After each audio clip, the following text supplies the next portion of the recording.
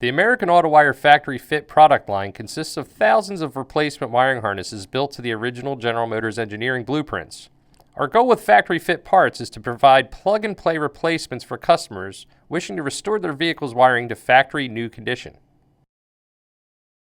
These are considered a restoration part, so the components used on the harness are correct to the original specifications. This type of dedication to accuracy means we occasionally find items that are unavailable to reproduce. One such part is the intermediate ribbon cable in the 64 through 67 A and B body vehicles. These include the Chevelle, Skylark, Cutlass, and GTO for the A body, and Chevy full-size, Buick LeSabre, Oldsmobile 88, and Pontiac Catalina for the B body. The ribbon cables in these years do not use a traditional terminal as with many other connections in the vehicle produced in this period. We use a 5-ton terminal machine to crimp a traditional male terminal onto a wire, but the ribbon cable design does not use this type of connection.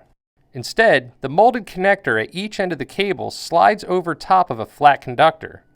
This connector then plugs into either the dash or rear body harness. The cable pictured in our video is a factory original part for a convertible, so you might notice the power top wiring was also incorporated into this section of the intermediate harness.